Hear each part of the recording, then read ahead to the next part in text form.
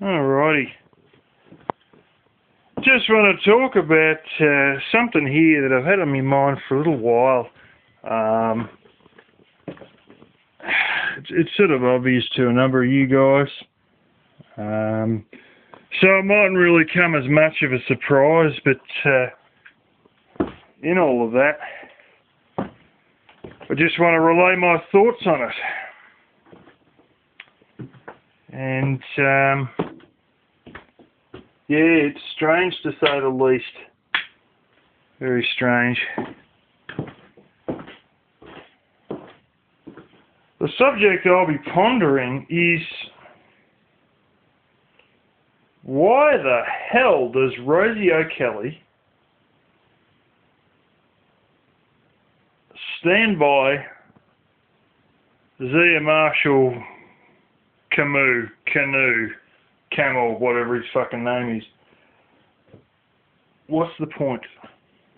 What's behind it all? And why is this continuing? Ooh, blueberries. Why is this continuing to play out the way it plays out?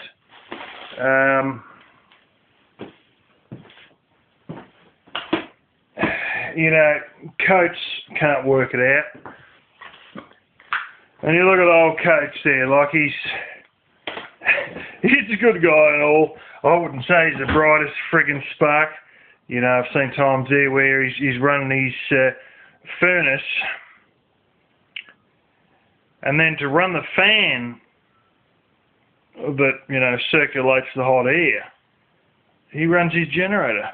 He could have saved propane and just ran a space heater directly off his generator to save his propane. You know, he's oh, you know, solar system's very hard, and you know, someone who knows what they're doing, it costs thousands of dollars and blah, blah, blah, blah, blah. Oh, dude, come on, there's whole videos on YouTube on how to install solar panels and shit like that. Fuck, I could do it for you. You know, it's not that hard. You know, remember that time he was in a parking lot and he's worried about some guy stealing his friggin' bike or something like this, and instead of move parking lots, he stayed there for another 2 or 3 days. And said, oh, if this guy tries and steals me shit, I'm going to punch him in the face and this and that. Just move. You won't need to punch him in the face and have the cops come. You won't need to lose your damn bike or lose your generator or whatever the guy was trying to steal. And you know, what if you go into Walmart to have a shit or something and he steals it and then drives off straight away, and then you can't find him, you got no generator and you can't punch him in the... You could have just moved. No, he stayed there for another 2 or 3 days. You know, he's not always the sharpest tool in the shed, but even he knows there's something really sus going on, you know. And I've had a couple of different thoughts about all this. And my first idea was along the lines of, Rosie is in a hospital, and if I can pick up a damn pamphlet that I got out of a whole bunch of old church books, and just from reading that pamphlet alone, I could recognise that Elvis had schizophrenia. I think Rosie, in her experience in hospital administration, also knows that Elvis has schizophrenia, and that's the reason that she keeps giving him money. Keeps him going, because it's sort of like a pity thing. The poor bastard's got a mental problem. He's not on a disability pension, so I'll keep helping him. You shouldn't just keep forking your money out to him. If he does have a problem, you should find ways and means to get him on a disability pension. You know, get someone you know to go and, you know, go through the right paths, and you know, and if you're in hospital administration, you'd know what tree to bark up, you'd know who to call, and you'd probably know a good deal of the procedure. We're talking about somebody here who knows a good deal of the procedure to get hormones for turning yourself transgender, and doctors that will prescribe this stuff to you, and so on and so forth.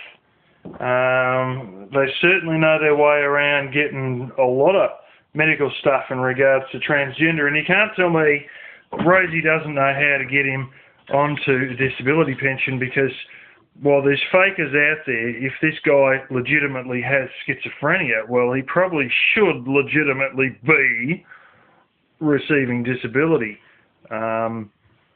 And not as a scam, but because he actually does have some kind of friggin' mental issues, or at least many of us believe that he does. And it'll take the diagnosis of a certified professional to, state that that's in fact the case and go from there. The other thing that just struck me as really strange is, consider the fact that Rosie, has worked in Singapore with a whole bunch of Canadians, worked with different people from around the world, in different areas of the world, knows a shitload of people, works with a huge amount of people in a hospital, blah, blah, blah, blah, has had a wide variety of places they've lived in and people and cultures they've come in contact with. You would assume that they would have a better reach and understanding of people, even, just with their experience in the transgender community alone, than a former computer geek who was a hermit till 2005 and whose experiences with people in the real world have pretty much only existed over the last 13 years, which would be me. And, I remember one thing, oh, thank you, trolls, kisses and hugs to the trolls. Ugh, I don't need any kisses, but whatever. Kisses and hugs to the trolls for making me wake up and realise that people who say they need help don't necessarily need help. I always thought every time someone needed help and said they needed help, they actually needed help, and so you just put your hand in your pocket and help them. Well, there's more ways of helping people than just putting your hand in your pocket and giving them money. And if you've grown up in a poor area of Baltimore, how the hell did you not see people who deliberately leech off the welfare system? Because in all rundown areas, there are people who, truly are disabled and people who truly are unemployed, and there's another whole class of people who are hanging around in a similar class who they could work in a shithouse minimum wage job as their neighbour does, but they've decided no, they're going to pull all the strings they can in the welfare system so they avoid working and they get handouts from this charity and that charity and the government welfare system and the food bank and the fucking yeah. And even where I worked at a particular time, we should pledge to give this family, he's run on hard times, he's 28 years old and, he hasn't worked for 10 years. So what you're saying is he got out of high school and he never worked a fucking day. And they're finding it a bit tough because they can't get work at the moment. No, what you mean is he never worked. Oh, and his wife likes cooking. What, heroin on a spoon? And blah, blah, blah. And, this supervisor we had, he'd had very hard family circumstances. And I think arsehole parents, and lo and behold, he was a bit of a fucking arsehole himself, and he ran away from home at age 14. So, these things are very dear to my heart, and I want some of you guys to pledge some money towards these people, and, we should be giving them, $50 a week, and fucking yeah, and... oh, fuck off. And you know what? Out of 12 of us or something, nobody wanted to pledge $10 a week or $5 or anything to make up $50 as a small department, to pledge $50 a week to these lazy bastards who wouldn't work anyway. Now, you know, the one I was there, I stand next to a welder. This guy was a fucking good welder. He ended up leaving there because he's a qualified boilermaker and he's better than he needed to be for that job. But he said straight up, so if he needs work, why don't you just give him a job? Because he knew this supervisor got to interview people directly. It isn't simple as that, mate. He said, yes, it is. Yes, it is as simple as that. Because he knew that this guy interviewed people directly. You know, and it isn't simple as that, you know. And I know that was the first workplace I'd ever been. I mean, I've been to another one since. But that was the first workplace that I've been to where they'd do drug tests. And the place I'm at now, that is the second place that has had drug tests. And of course they knew, black and blue, this guy wouldn't have a fucking hope in passing a drug test, you know. And, you know, I was standing next to, I used to be the paint prep, and I basically degrease and give a light sand to these things before they got spray painted. And me and the spray painter were pretty much together all day. And I leaned over to the spray painter and said, I already paid my fucking taxes. This guy's got enough already, you know. And it's already my contribution to this guy's life of fucking laziness, you know. And I really find it hard to believe that somebody who'd grown up in a similar area, didn't spend most of their life as a hermit or anything like that, wouldn't realise that that was the case. And yet apparently, in all their experience over in different countries and with a whole collage of different people in poorer communities and better off communities and overseas communities and blah, blah, blah, didn't recognise that that was the case. I find that very hard to believe. And, you know, this whole thing of, you know, we're going to stand by him, and then here they are standing up and taking bullets and getting fucking threats from this one and that one, and, you know, it's the fucking standoff with the Alamo or whatever the fuck it was, and more like going down with the Titanic, I heard several times, you know, that we're going to stick by Elvis. And they just stand there, and they're taking bullets for this guy, and, you know, getting phone calls and all the shit and fucking all the circus that went with it, and why are they getting for it? You know, I'll tell you the way it is in Australia. If you have a friend that fucking burns you or does something stupid or whatever, you just fuck them off. We don't stand by friends no matter how many bullets we've got to take for them. I'm not saying we desert friends, but friends who go down the wrong path, we do desert. The friends you stick up for are the ones who are genuinely a good, decent person. Not one who sits there in the fucking dark with an LED torch facing their face going, pay your taxes because I know your king deserves it. Oh! Like a fucking idiot. Really, you know. Demanding money from anybody and everybody who's fucking watching them rant and rave with an LED torch pointing at their face in the dark.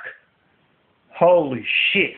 I remember when I was a kid and you'd have a sleepover and, you know, they'd be telling ghost stories of their face pointing there with a torch pointing underneath their face, and this dumb bastard's doing it on fucking 4-hour-long live streams on fucking YouTube. At age 36, not age 10. Fucking hell. You know, they took so many bullets for this guy for what? For fucking what? You know, throw him under the fucking bus. I mean, you'll probably break the bus axle if you threw him under the bus, but just fucking throw him under the bus. What are you getting out of this? Finally, they worked out. Only with the you know, the one who's sometimes in a wheelchair who speaks slurred all the time, talking to the other one saying, friendship is supposed to be a two-way reciprocal thread, because that's probably how it sounded, something like that. But, you know, basically one told the other one, friendship is a two-way street. Old fucking short bus, L-bus, whatever you want to call him, is not doing much two-way in here. It's all just, we're standing by him, we're taking all the bullets, and he's just sitting back and fucking living a life of laziness and luxury, And, now finally he's starting to pay it back. Maybe he's turned a corner. He paid for a meal. Where do you think that fucking money come from? Did he work? No. Did he get AdSense money? Well, he says he gets basically peanuts on AdSense and it's not even worth it. And especially now that YouTube's run around demonetising everything, it really wouldn't be worth it. So he's made no money on AdSense, no money on a job, and what did he pay it out of? A donation. Probably the one that was going to be charged back that didn't get charged back. But, wouldn't it be funny if, just think about it, because I guarantee you this has happened. Rosie's gone and given him a donation, and then a couple of fucking weeks later they go out and have a meal, and Elvis pays for the meal, and then it's all, oh well, Elvis is very fucking, generous, because he paid for our meal, and we're so thankfully paid for our meal. Yeah, out of your donation money that you gave him 3 weeks earlier. Wakey, wakey. How the fuck can they not see this shit? I mean, honestly, I really seriously have trouble believing that somebody that has a brain that's supposed to be fairly highly socially functioning and probably is more highly socially functioning than my brain cannot see these stupid little catch-22s, these little things that, should be wake-up bells to all of this. And I really think there is some sort of fucking ulterior motive or something. And I mean, if Coates fucking worked it out, anyone can work out. He says, I don't know why it is that Rosie supports him, but there must be some sort of sexual thing or some blooming business going on in the background, like sexual favours or something that we don't know about. But there's no way that it's realistic. And it isn't. There's no fucking way that it's realistic to support him. But for whatever reason, I believe a lot of this shit about, you've got to pay it for, they knew all this fucking 25 years ago. And they're coming out with it now, friendship is a two-way street and we should do this. Like they're learning this socially for the first time. Like a baby that learns that the stove is hot, and what hot means. You really should be, because a lot of people giving you a lot of stuff, Elvis, so you got to pay it back to us, and you should be reciprocating the favour and the fucking rah. Fucking bullshit. This is all just a smokescreen for something that they knew to be a fact 25 years ago. So what is it that the smokescreen is hiding? What is the real thing? In all honesty, I don't know. Maybe there's some whimsical sense of living their dreams through a fat Iraqi in a van that has had Walmart bags on the floor being shitted into. I don't know. But for whatever reason, they're standing by this idiot, and have done for a long time. And sometimes they make little jokes about him and this and that, but at the end of the day, poor Elvis, he needs help him out. Fucking let him burn, let him get a job, let him go back to like it was in the middle of last year. I seen a video where, somebody just captured this part of his one where he's saying he had to go dumpster diving because he had no donations. He needs to keep going down that path, harden the fuck up, stop listening to all the Drury native insurance scam bullshit, because that's another one I've seen. on YouTube, and just get a part-time job. You don't have to live very expensive. I've already gone back to 3 days a week. Couple of days' time I'll be getting my first paycheck on 3 days a week, and I don't suspect it's going to be terribly bad. And when I was at the piggery, same thing. I was living on 20 to 25 hours work a week. Like piles of time. I burnt box thorns. I done heaps of shit with spraying box thorns and burning box while I was at the piggery, And I still had money in my pocket. In fact, I started investing in silver around the same time. I was only working 20 to 25 hours a week. So let's say Elvis maybe goes on a month-long fucking working spree going 7 days a week. I mean, he'd probably give him a heart attack and finish him off. But let's say he works 6 days a week for a month. And at the end of that month, he was clapped out. But then he had enough money to frolic around for 2 or 3 months and then do the same thing. It doesn't have to be 9 to 5 ham and egging, but he's got to find some way to support himself. And as long as this character keeps drip-feeding this idiot, nothing's going to change. Oh, well, maybe he needs to get this out of his system, or needs to get that out of his... Oh, he's got to express himself, and then change will eventually... If change had eventuated, it would have happened fucking a couple of years ago. But he's still there, slandering the shit out of people, and he wants positivity one day. 2 days later, he's slandering the shit out of people. He wants everyone to, forget about everything and let bygones be bygones, and he'll cut them slack, and so long as they cut him slack, and then 2 days later, he's slandering the fuck out of everyone again. The only difference has changed is it's not like when he was in Janet's flat where he actually, and there's a video of this one too, where he's got like he keeps looking back at the wall. And you realise what's going on. Listen, Drury, you big nose New York Jew, blah, he's having a rant about Drury.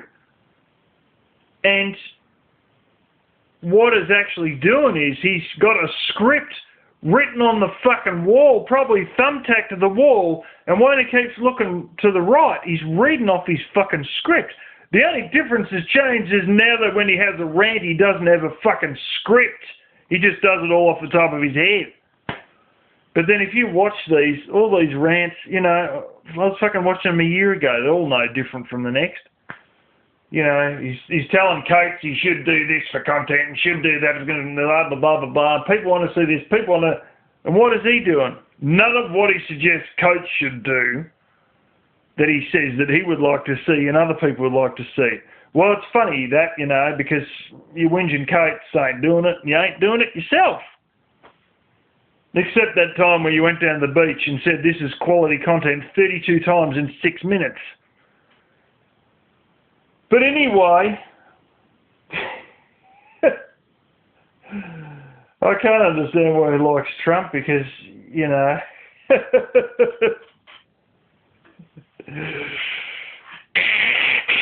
the lives of people like that would be squeezed to death slowly by Trump.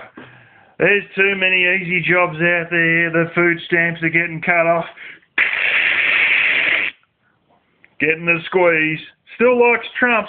He probably likes Trump because of Trump's big personality, and he wishes he had a big personality, and he wishes he had the same money that Trump had. But let's face it, he's always sitting there ranting, and we can't afford the life that he wants, and we can't afford a Class B car.